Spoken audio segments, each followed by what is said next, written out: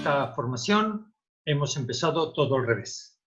Hemos empezado siempre por el final, por qué es lo que nos pasa en la vida contemporánea, desde la actualidad hacia atrás, hasta aproximadamente los 3 años de edad, y hemos estudiado todo ese periodo. Hoy vamos a comenzar con el proyecto Sentido Gestacional, que si seguimos ordenándolo cronológicamente inverso, abarca desde los 3 años de edad hacia 9 meses antes de la concepción. ¿Por qué lo hacemos así? ¿Por qué no empezamos desde el origen? Porque es la misma forma en que en el futuro vamos a descodificar. Vamos siempre a decodificar primero lo que ocurre cercano al tiempo presente.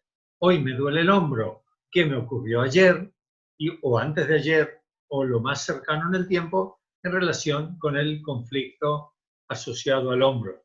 Y luego miraremos el proyecto Sentido Gestacional y luego miraremos en las posibles afecciones transgeneracionales.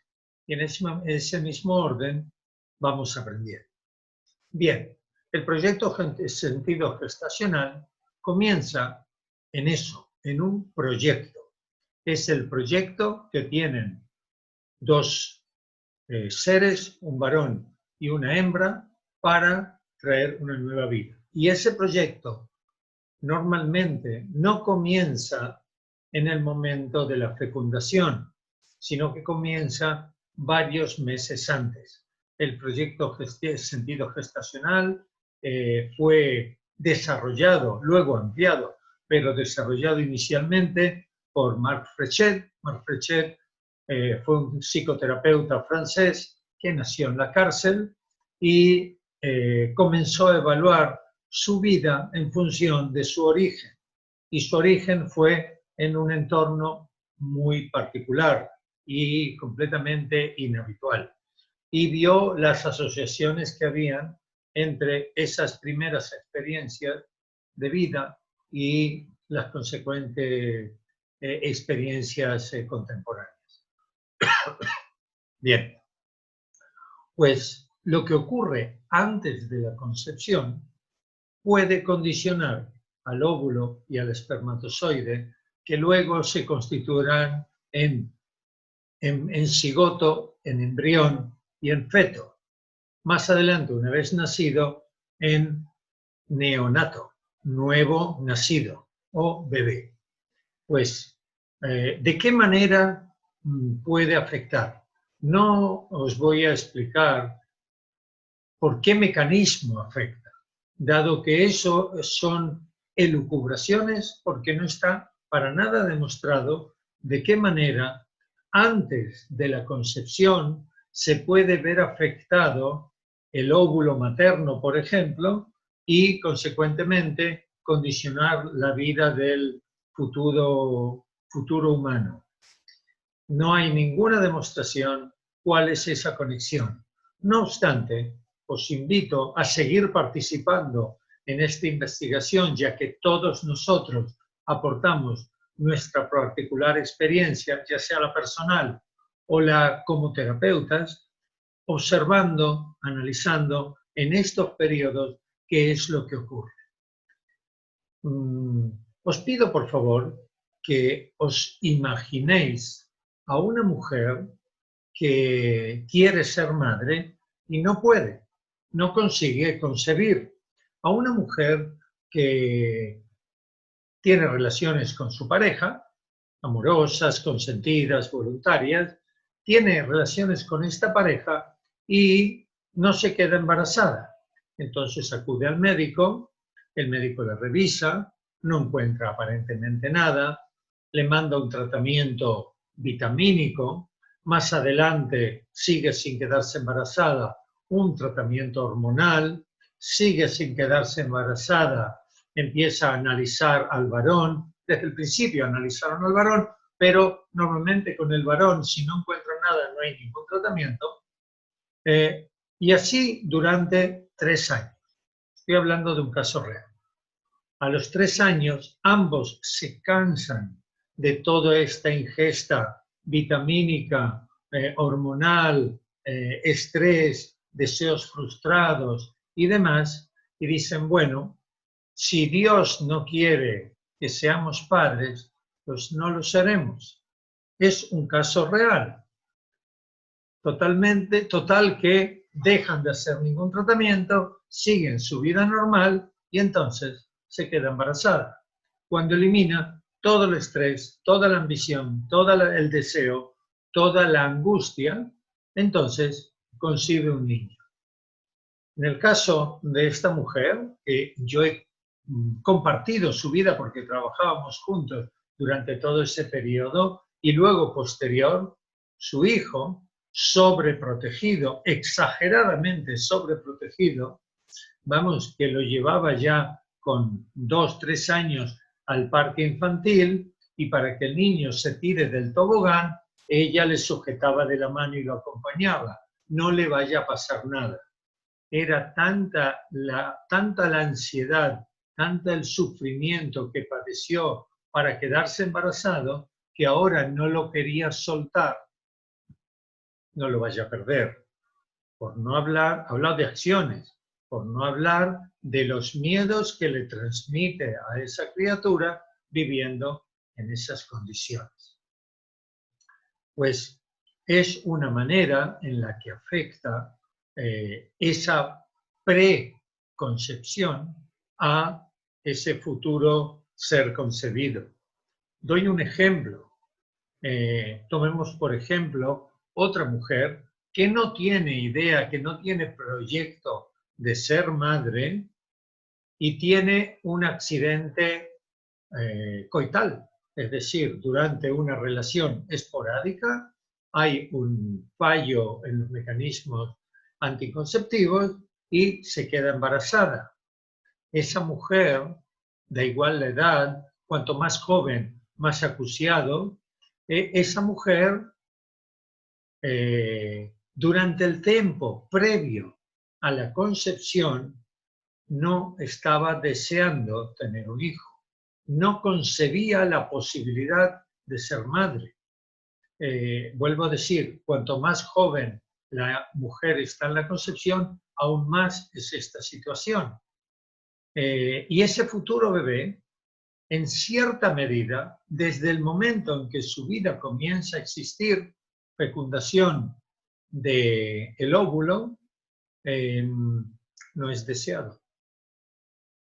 Y si ahora de adultos, cuando no somos queridos por la familia, por unos amigos, por la pareja, nos sentimos mal, y digo mal porque quiero generalizar intencionadamente, pues imaginaros cómo esto le afecta a una criatura completa y totalmente vulnerable, en este caso, o un embrión o un feto, es decir, una criatura que está dentro y dependiendo de mamá, ¿cómo le podría condicionar a esa criatura que la mamá no lo quiere tener? Le está dando la vida, pero en cierta medida, si fuese absoluta, lo abortaría, ya sea un aborto voluntario o un aborto natural. Es siempre la madre quien provoca la interrupción del embarazo.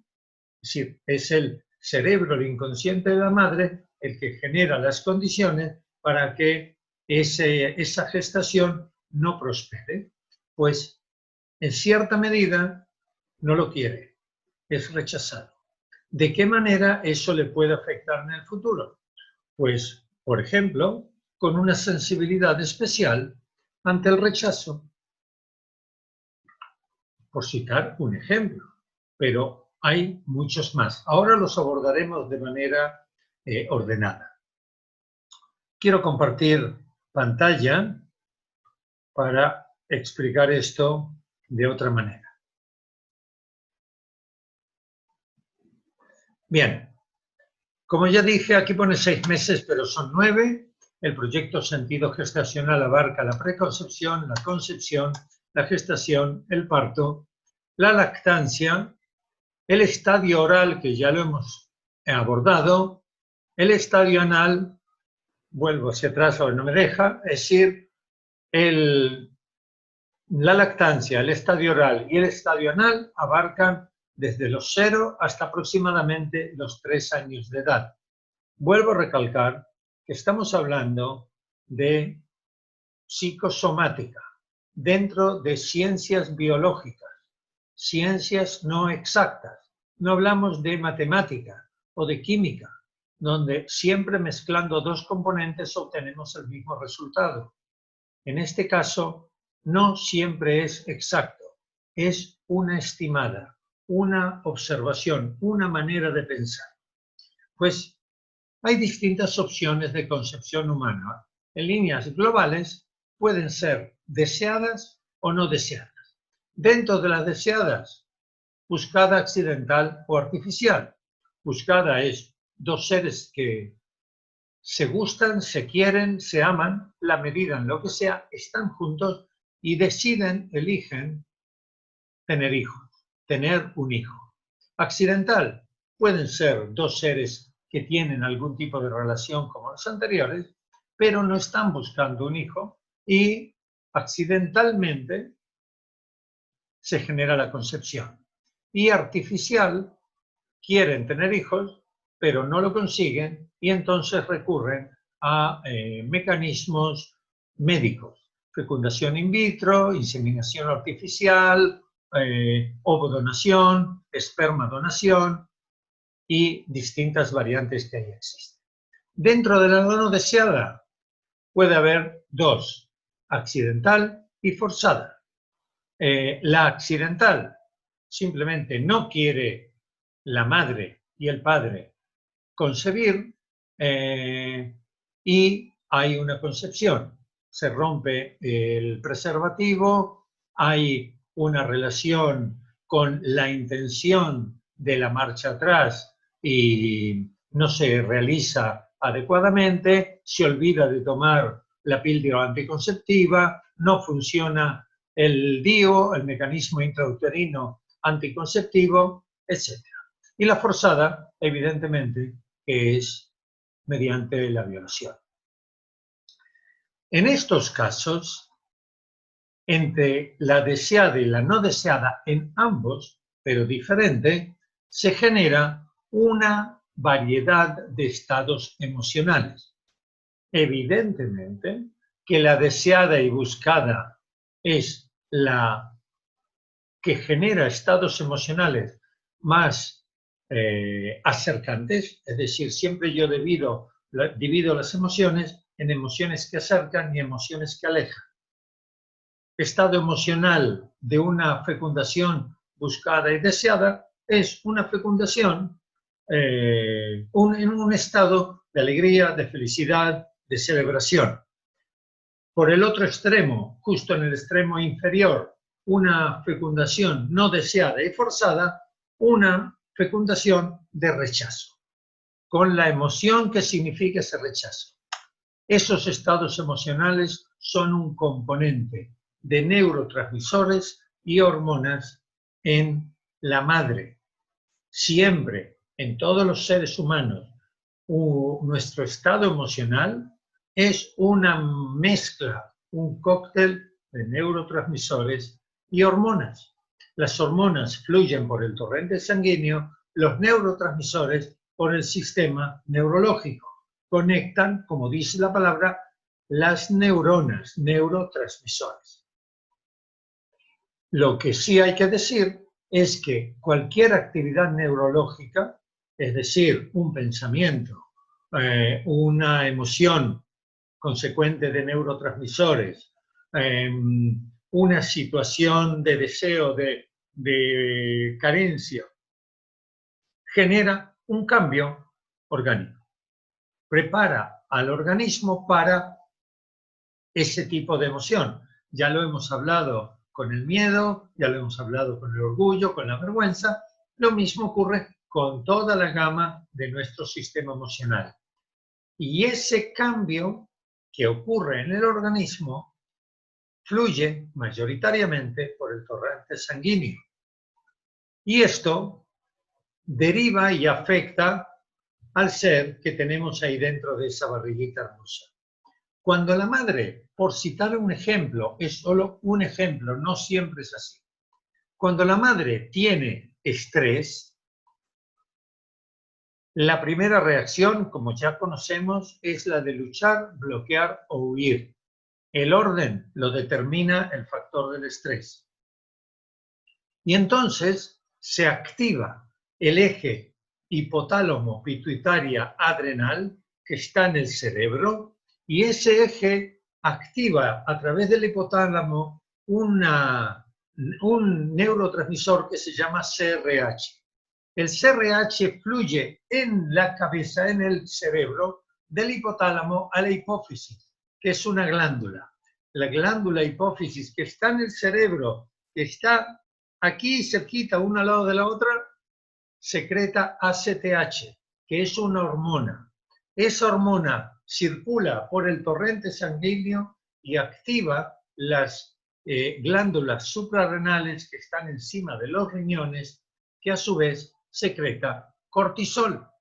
Y ese cortisol activa todo nuestro sistema energético. Por un lado acelera el corazón, por otro lado cierra el iris, por otro lado aumenta las reservas, aumenta la generación de energía y secreta una cantidad alta de azúcares a la sangre y esa sangre va principalmente a los músculos grandes, piernas, abdomen, espalda, brazos, para luchar, bloquear, huir, lo que corresponda en cada momento.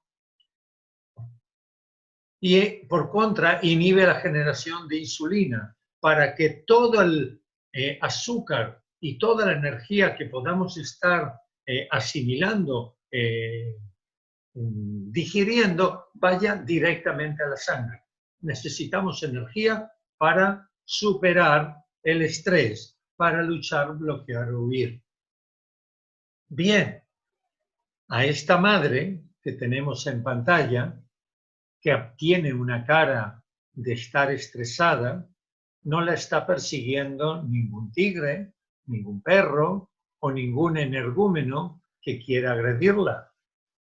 El estrés, vamos a presuponer, está generado porque no llega fin de mes, porque el marido no se quedó a dormir la noche anterior, porque tuvo un problema con su jefe que le dijo que como está embarazada está pensando en despedirla, porque tiene cualquier problema que no implica como solución luchar, bloquear o huir. Es decir, que toda esta energía que tienen sus músculos y su torrente sanguíneo no la va a utilizar para lo que está destinada. Toda esta energía va también a través de la sangre a el feto que está en su interior, en su barriguita. Y esa criaturita percibe mucha energía, se inquieta, está llena de torrente, está llena de glucosa, que evidentemente no va a utilizar. Ok, si esto ocurre una vez durante los 9 meses del embarazo o unos días, normalmente no pasa nada.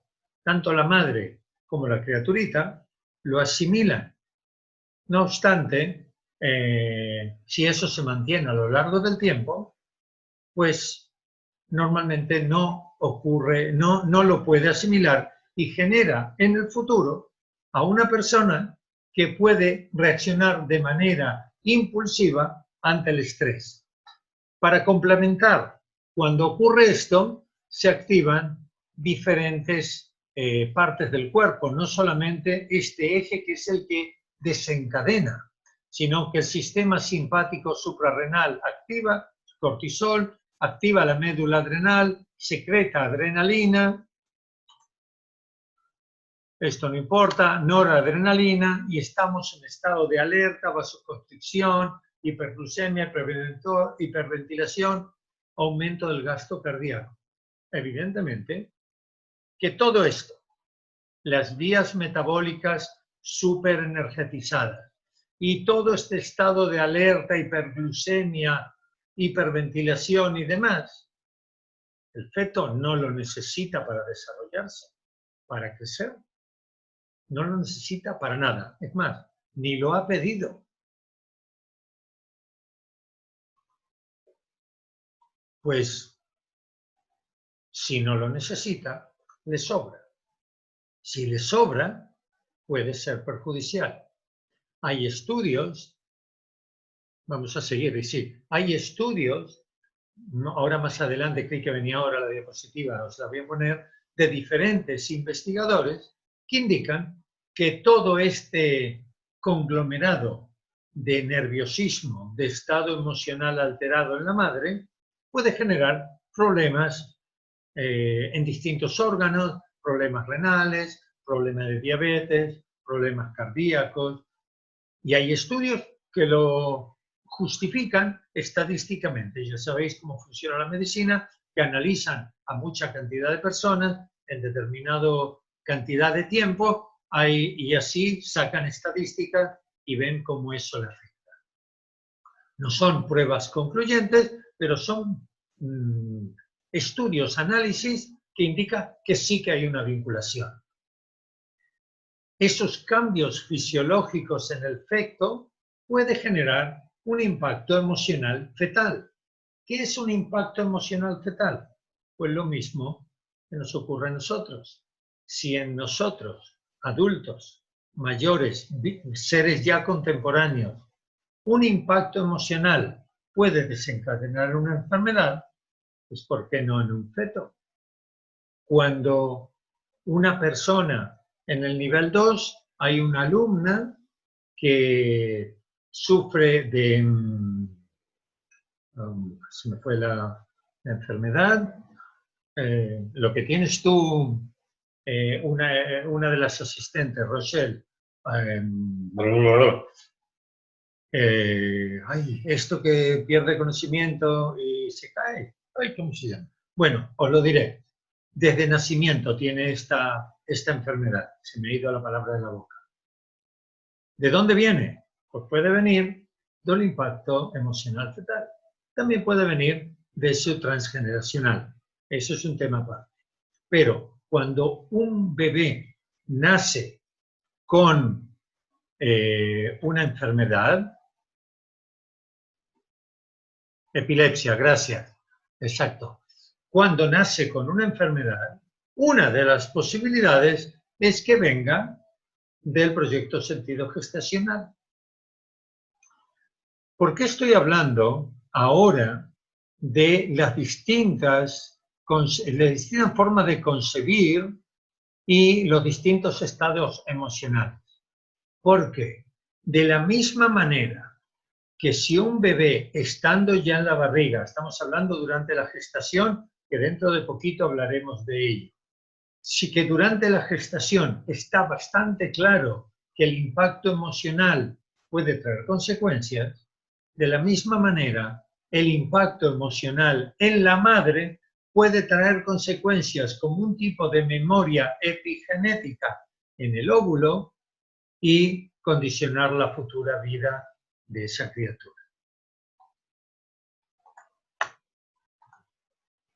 ¿Qué le pasa aquí? ¿Qué está esto pensando? Bien, esta es la diapositiva que quería antes buscar.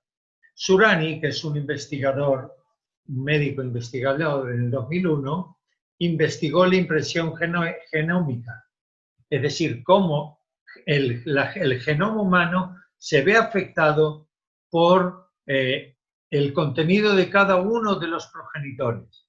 Reiki y Walter, también en el 2001, investigaron las etapas finales de la maduración del óvulo y el espermatozoide. Bernie, un pediatra también conocido en un libro que se llama Preparenting Nurturing Your Child from Conception, estudió la afectación emocional en la concepción por amor, por odio o por tedio. Lesage y Christensen, desarrollo de los tejidos y todos los que vienen detrás. Marilyn Winter, también una médica neurofisióloga, demostró la relación entre la hipertensión arterial fetal y el estrés materno. Y de todos estos, yo personalmente me quedo con Nathaniel, con la vida en el útero, que hable de cómo las condiciones poco óptimas intrauterinas condicionan y afectan a la diabetes y a las enfermedades cardíacas. Sin ninguna duda, los cambios neurológicos, estoy hablando, yo lo sé, todo el tiempo del feto, a pesar que comencé por la preconcepción, porque luego veréis el enlace. Este psiquiatra demostró que solo un 48% de la herencia genética afecta al cociente intelectual, es decir, a nuestra inteligencia. James Prescott, que fue el director de la sección de salud en el Instituto Nacional de Salud de Estados Unidos, demostró que sociedades que mantienen contacto físico con los bebés y no represión sexual, con los bebés, no represión sexual entre ellos, viven en mayor armonía y paz. Y Vivette Clover, una psicobióloga inglesa, trabajó en el London College, demostró que el estrés materno genera trastornos de conducta en el futuro ser. Por supuesto que el mejor promotor del crecimiento es el amor y los juegos. El mejor programador de nuestro cerebro es el amor y la armonía o la coherencia emocional, no vivir con conflictos. Pues entonces, ¿qué duda cabe que esa futura madre y todo su organismo estará más predispuesto positivamente a la concepción y a la calidad de ese ser nuevo concebido en función de todos los mismos componentes? Lo mismo que ocurre afuera, ocurre adentro. Lo mismo que ocurre a nivel macro, ocurre a nivel micro. Porque al fin y al cabo, todo es lo mismo.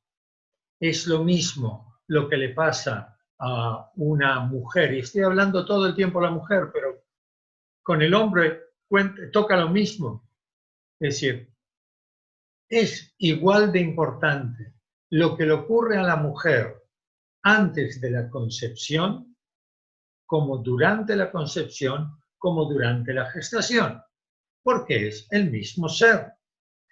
Si una mujer, vamos a ser puristas, si una mujer quiere ser madre y decide que para ser madre ella quiere facilitar a su futuro hijo las mejores condiciones.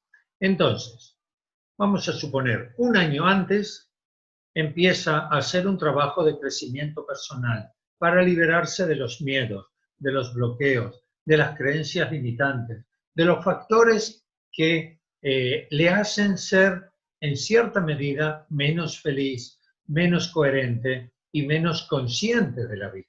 A la vez cuida su alimentación, a la vez hace deporte, a la vez cultiva y cuida las relaciones de pareja. Y todo esto consensuado con su pareja. Y su pareja igualmente genera esas condiciones en él mismo para ser una persona coherente, una persona sensata, una persona centrada. Conecta con el amor interior, potencia el amor hacia su pareja. Y durante ese tiempo practican sexo libremente, sin poner limitaciones.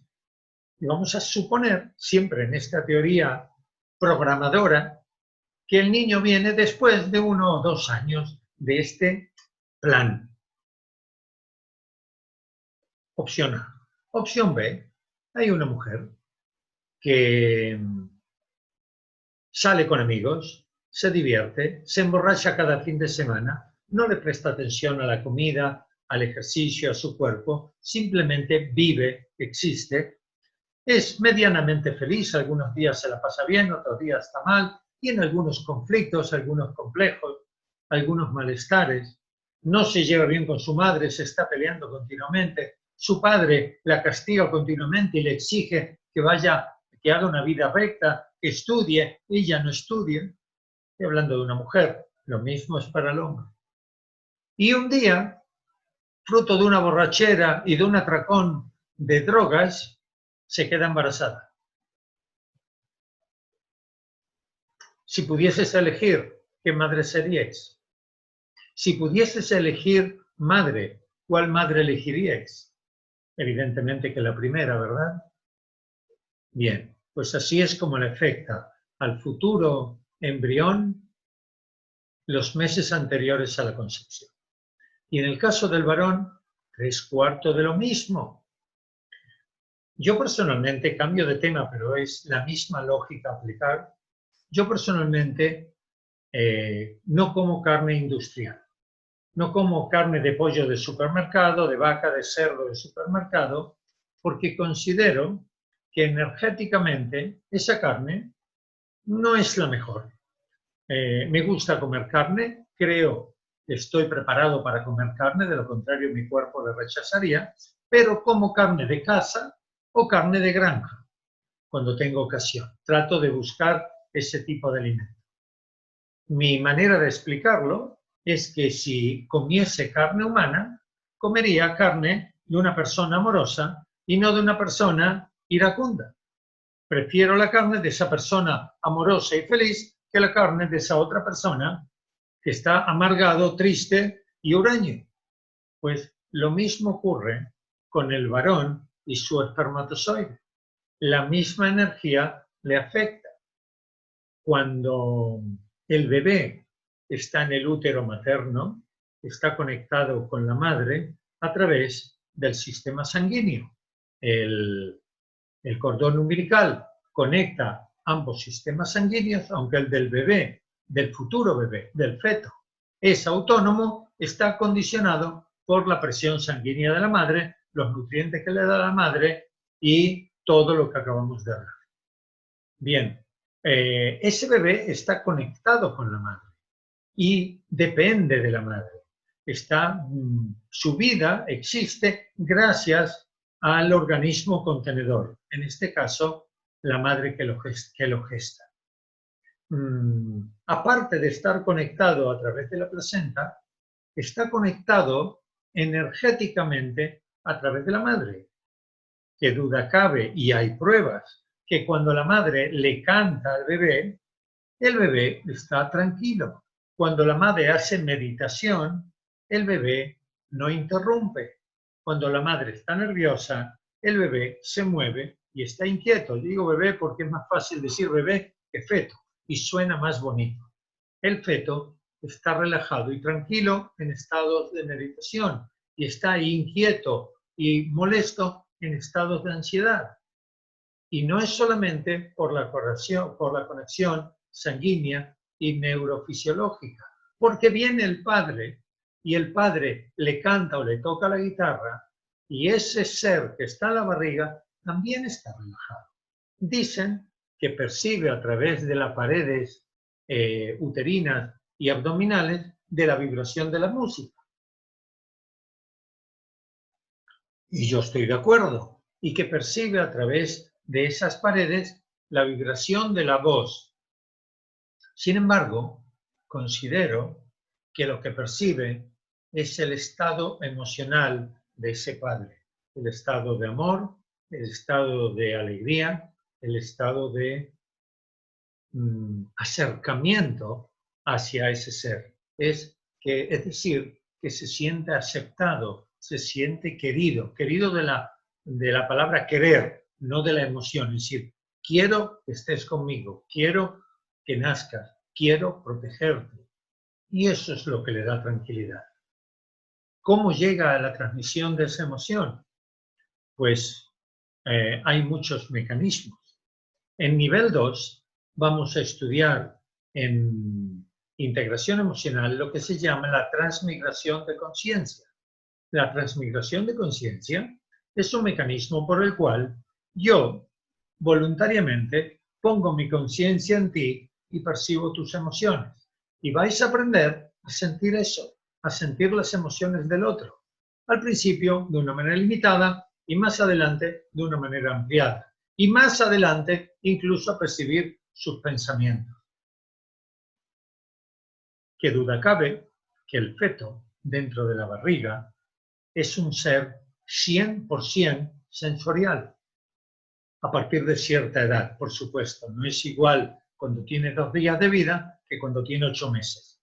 Pero es un ser sensorial que percibe lo que ocurre, que percibe el entorno, que se empapa de los estados emocionales que le rodean. Todo en aras de la supervivencia. Pues yo considero que aparte de sentir las vibraciones de la guitarra y la voz de papá cantando, siente el amor de papá. Y eso es lo que le cambia la percepción, la tranquilidad y la reacción consecuente. Pues lo mismo el espermatozoide de papá antes de concebir. Si es un espermatozoide empapado de ese tipo de energía, vamos a generalizarla llamándola amorosa, no es lo mismo que si proviene de una energía iracunda, una energía tensa, desconfiada, negativa, si se podría llamar una energía que aleja, que se aleja. Pues así funciona. Pero, ojo, que ya estoy viendo las neuronas de aquellos que están ahora escuchando y los que van a ver este vídeo más adelante. Cada uno está empezando a analizar cómo ha traído a su hijo al mundo o cómo ha venido él o ella misma al mundo, diciendo, yo me quedé embarazada, por ejemplo, por accidente de alguien en la discoteca, mi hija, pobrecito, y empieza a desarrollar un sentimiento de culpa. No, empecé diciendo que estamos tratando ciencias biológicas, ciencias humanas, no ciencias exactas. No hay ninguna fórmula que lo garantice. Os doy información de dónde poder buscar el síntoma, no cómo generar el síntoma. Que os estoy viendo las neuronas funcionar en esa dirección y la agitación alterarse por esos cargos de conciencia o esa culpa no correspondiente. Empezamos siempre analizando desde el síntoma. Si una persona tiene tal cosa, puede venir de aquí. Y no, si a alguien le pasó aquí, va a tener tal cosa. Eso es premonición. Y eso no practicamos en decodificación emocional. Respira.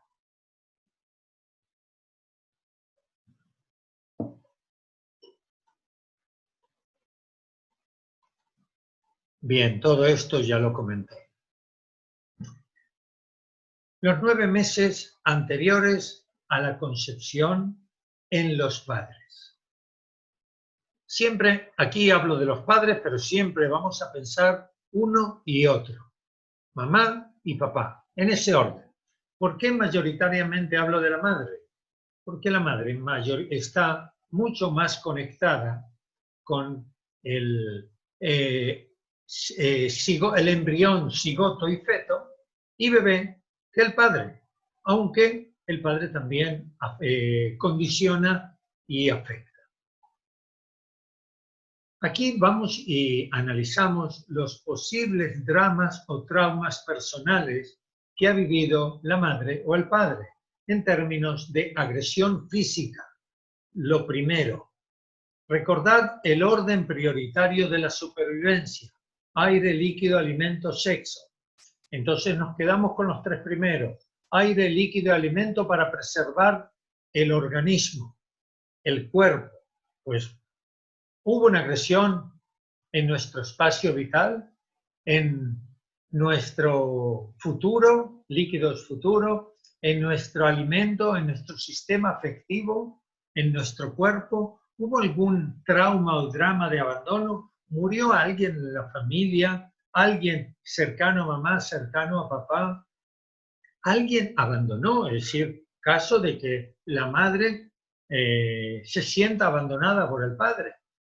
Literalmente no se hace cargo de su paternidad, o bien trabaja mucho tiempo, está tratando de ganar dinero y construir lo que él cree el futuro de la familia, pero deja a la mujer sola mucho tiempo y ésta se siente abandonada. ¿Hubo alguna situación de engaño? entre la pareja y en cualquier situación aparte de esta? ¿Hubo algún tipo de frustración? ¿Tenía algún tipo de expectativa esa madre? Por supuesto que las expectativas son falsas ilusiones, son fantasías. Sin embargo, vive la frustración. Tenía la creencia de un amor romántico, estoy enamorada del chico, tenemos un hijo, vamos a crear una familia, y viene él y le propone abortar. Después no aborta y continúa, pero esa frustración puede dejar huella. ¿Hubo algún tipo de ultraje? ¿Alguna situación de denigrante? Hoy me contaba una consultante que cuando ella era joven, un noviete que tuvo abusó de ella sexualmente. Y por supuesto que esto no le gustó, lo pasó muy mal, y ella tenía 19 años entonces, 18, 19 años, fue a su padre a decirle ese problema, cómo se sentía. Y el padre, lo que primero se le ocurrió es decir, no tenemos bastantes problemas, ahora tú nos traes este. Fue a la madre entonces. La madre la llevó al médico y el médico le dijo que el himen está íntegro, que sigue siendo virgen. Y entonces la madre respiró tranquila. En ningún momento consoló a la niña, le brindó algún tipo de apoyo emocional o algún tipo de amparo. Se sintió ultrajada por mamá, por papá. Nadie la entendió. Ella se sintió violada, agredida. Bien, cosas por el estilo. Buscamos algún tipo de trauma o trauma personal en los padres. En la familia, lo mismo.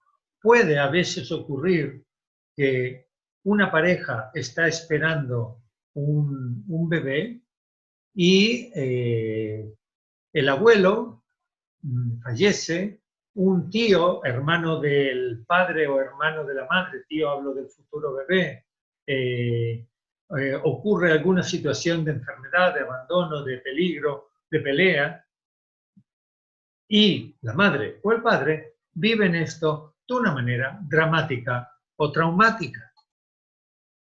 ¿Hay algún tipo durante la preconcepción, estamos hablando, de amenaza, de alarma? ¿Hay alguna situación ahí que amenaza a la pareja o a cada uno de los individuos, cada uno de los miembros de esa pareja?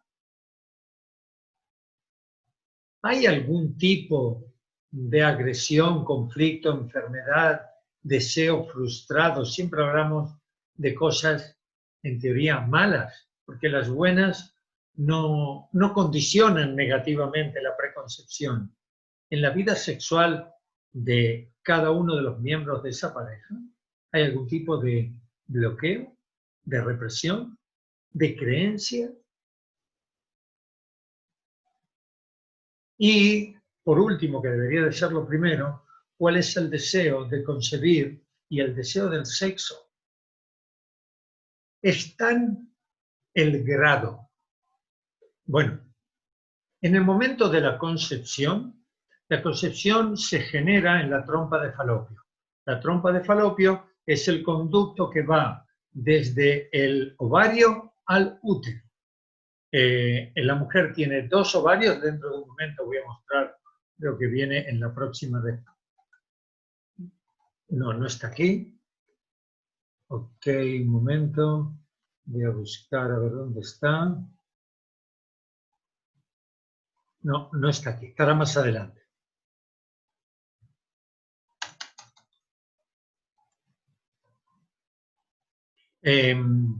La concepción se genera en la trompa de Falopio. En el momento que la mujer ovula de uno de sus 2 ovarios, el óvulo se aloja en la trompa de Falopio, el espermatozoide llega, lo fecunda, y en el momento que lo fecunda, se nutre y comienza la partición celular. Ahí se forma el cigoto. Y ese cigoto se divide y se nutre de una mucosa que hay ahí. Ahí comienza la vida a ser dependiente. Una vez que llega a la partición celular adecuada, se transforma en embrión y desciende hacia el útero y se adhiere a una de las paredes del útero y empieza a formarse la bolsa uterina y a crecer. Se genera el cordón umbilical y empieza a conectarse y a formarse la vida. A partir de ese momento, primero es embrión y luego es feto. Depende de la semana y del tiempo de desarrollo embrionario. Total, que en todo ese tiempo es un ser dependiente. Cuando nace, depende de la madre para tener nutrientes y para estar protegido, y del padre para obtener protección también.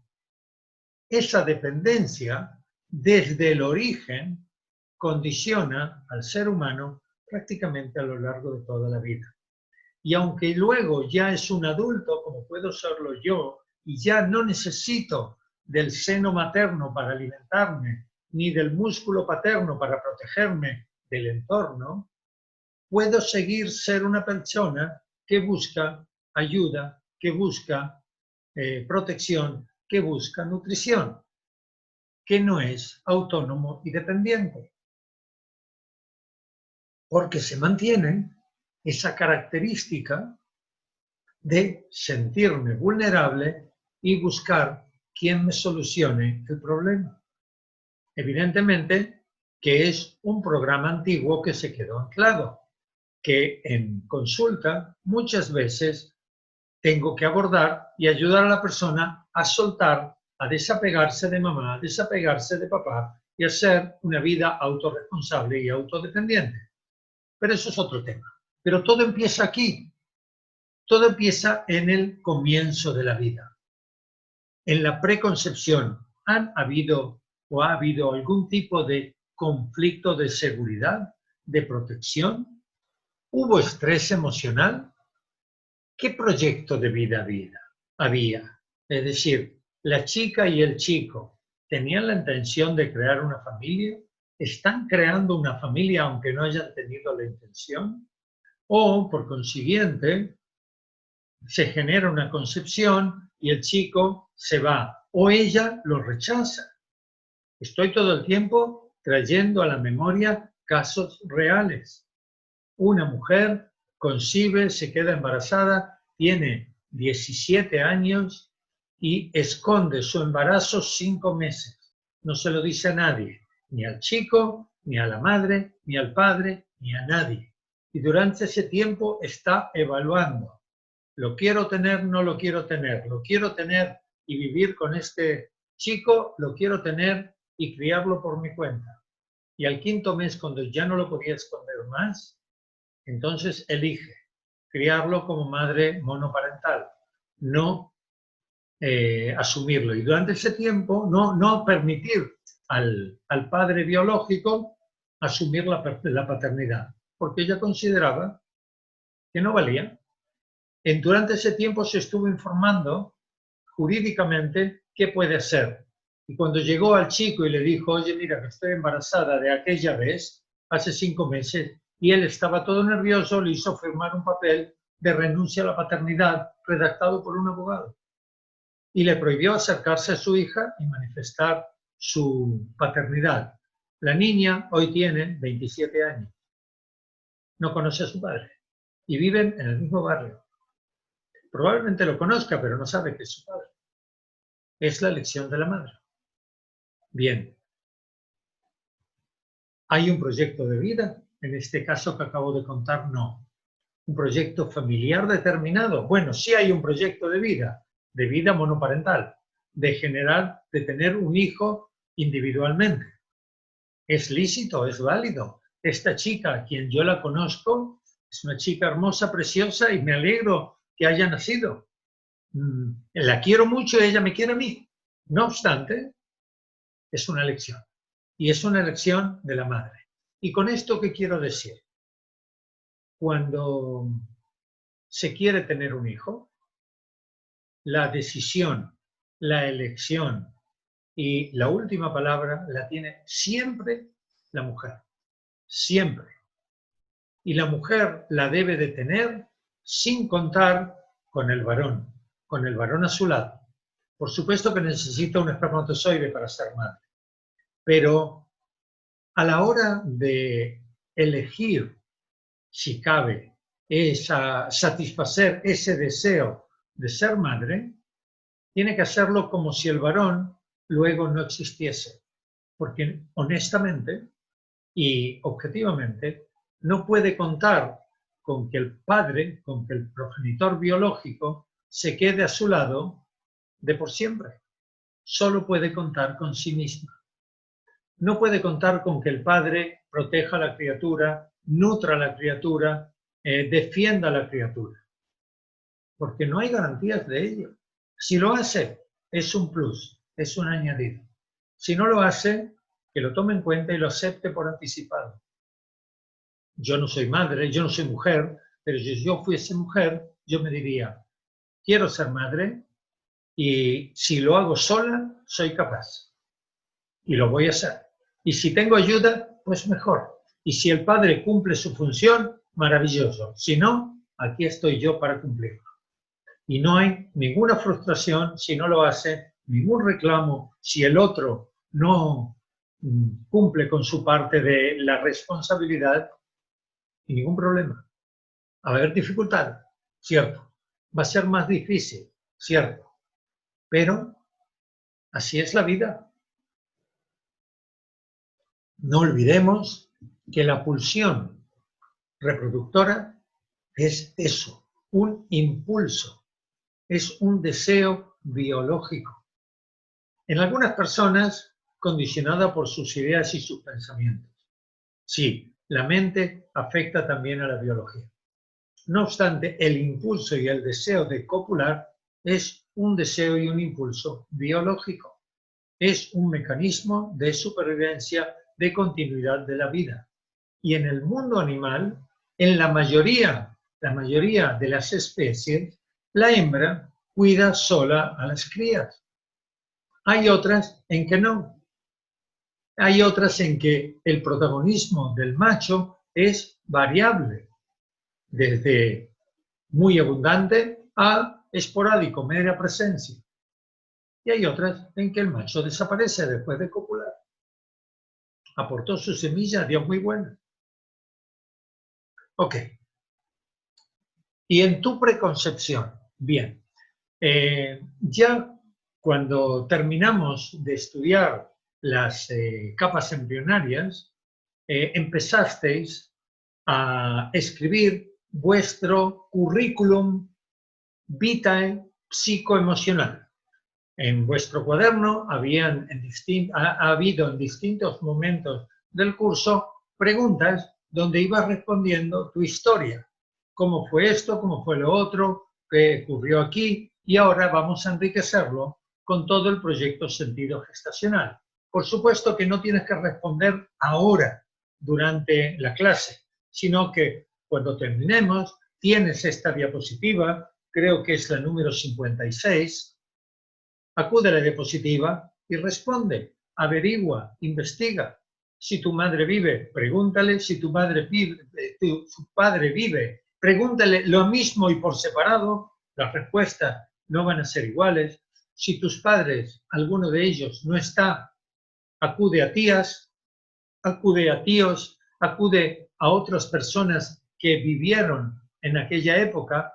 Y si no tienes a nadie a quien preguntar, nútrete de tus recuerdos, de las historias que te contaron, y si no tienes información, pues no tienes. Se hace lo que se puede, pero este es el camino, investigar. En consulta, cuando alguien no tiene información, yo la busco con hipnosis. Cuando considero que puede haber algún tipo de factor que le afecte desde el pasado lejano que no recuerda. A veces se encuentra y a veces incluso con hipnosis lo que sale son falsos recuerdos. Bien, hay distintas posibilidades en la vida del investigador en decodificación emocional. En tu madre, ¿han habido traumas personales del tipo que hemos hablado hasta ahora? ¿Familiares de cualquier tipo? Aquí pongo siempre al final, etcétera. Poner vosotros ahí lo que corresponda. Es decir, tenéis que contestar por escrito en vuestro cuaderno, no enviármelo a mí. Es para vosotros, ya veréis qué es lo que hacemos con esto luego. Es decir, tu madre, antes de concebirte, trabaja con orden. Antes de la concepción, desde tu fecha de concepción, si tú has nacido el 1 de enero, tu fecha de concepción es el 1 de abril, 9 meses antes, más o menos una semana. Es decir, antes del 9 de abril del año anterior a tu nacimiento, hasta 9 meses antes, hasta el 9 de julio del año anterior. Esos son 9 meses. ¿Tuvo algún drama, mamá? ¿Le pasó algo? ¿Algún trauma personal? ¿Ha sido agredida, abandonada, engañada? ¿Tuvo algún tipo de ultraje? ¿Se quedó sin trabajo? ¿La denigraron? ¿La secuestraron? ¿Estuvo en la guerra? ¿Pasó algo? ¿Algún tipo de drama o trauma familiar? ¿Alguien de la familia de mamá le pasó algo? ¿Alguien murió de una manera trágica? Pues no es lo mismo que muera el abuelo materno de viejecito al final de su vida a que muera de un homicidio o de un accidente, una muerte abrupta, por ejemplo. Escribirlo, no evaluar, no enjuiciar, solo escribir lo que vosotros creéis, pensáis o suponéis que pudo haberle afectado a mamá durante esos 9 meses anteriores a la concepción. ¿Qué ocurrió? ¿Hubo algún tipo de amenaza o alarma? ¿Vivía bien? ¿Estaba tranquila? ¿Qué ocurrió? Hablamos de cuándo te concibieron a ti, no cuando tú has concebido a tu hijo o hija. Eso viene después. Además, eso sería el proyecto sentido de tu hija. Y aunque tu hijo o tu hija puedas creer que te pertenecen, no tienes derecho a meterse en su vida. Si tú consideras que tiene que trabajarse el proyecto sentido gestacional uno de tus hijos, pues muéstrale el tuyo, muéstrale el trabajo que tú haces, a lo mejor siente curiosidad y quiere trabajárselo. Entonces, busca un compañero de curso para que se lo haga, no tú, porque tú con tu hijo estáis en conflicto. Pero ese es otro tema. Continuamos. ¿Tu madre sufrió algún tipo de amenaza durante la preconcepción? ¿Estuvo en algún tipo de alarma vital para su vida? ¿Su vida corrió peligro? Aquí pone despido.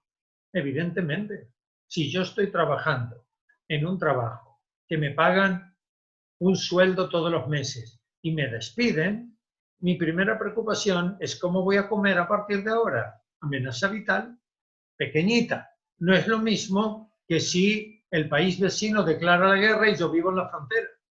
Esa es una amenaza vital más grande. O si hay alguna situación de desprotección, me despiden del trabajo, estoy pagando una hipoteca y el banco me amenaza con que me va a quitar la casa. Y yo estoy con una barriga. Bueno, voy a luego tener una barriga. Estamos en la preconcepción. Bien, eso sería una amenaza vital. No solamente que nos pongan una pistola en la cabeza. ¿Cómo fue la vida sexual de tu madre antes de la concepción? Evidentemente que hay cosas que se pueden saber y otras que no. Hay cosas que se pueden preguntar y otras no se obtiene respuesta o no se puede preguntar. Si vas a preguntarle a tu madre o a tu padre, porque ahora viene papá, cualquiera de estas cosas, toma en cuenta que tu bienestar, tu investigación y tu mejoría no puede venir a costa del sufrimiento de otros.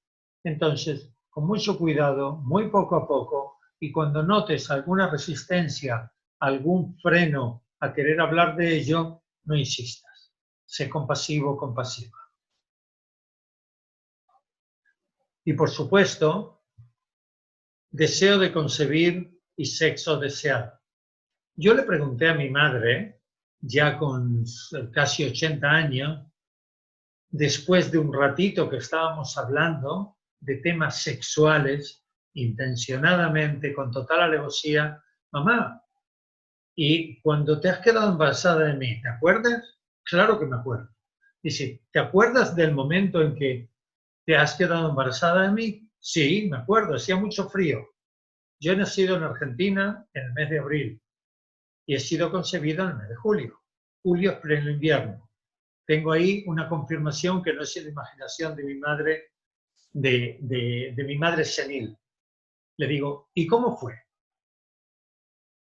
Pregunta abierta. Es decir, mi madre puede contestar la postura, si es muy desinhibida, mi madre puede contestar que no se acuerda, y ella me dijo, por amor, fue muy, muy amorosa. Genial, he recibido la respuesta que quería y no me sirve de nada. No me sirve de nada porque yo buscaba el conflicto detrás del síntoma. Sé que ahí no está. Genial, que fue por amor, y no genial porque no encontré lo que estaba buscando. Pero así es como buscamos. Seguridad, protección, miedo, si hubo algún tipo de estrés emocional previo a la concepción. Esto es lo que hay que averiguar. ¿Y cuál fue el proyecto de vida que tenía tu madre antes de la concepción? ¿Estaba con tu padre? ¿Estaban casados? ¿Se querían casar? ¿Se amaban? ¿Querían vivir juntos? ¿Querían crear una familia? Antes se ha preguntado, ¿querían una niña o un niño? ¿Qué es lo que había detrás? ¿Qué es lo que había previo a tu concepción? Y en tu padre, lo mismo, todo igual. Ay, perdón, atrás. Eso me lo salté, como siempre, se me va.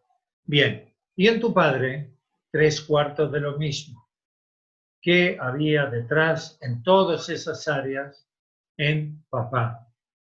Todo eso lo apuntas un factor y su respuesta. La respuesta puede ser no sé, la respuesta puede ser todo bien, que es lo mismo que no sé.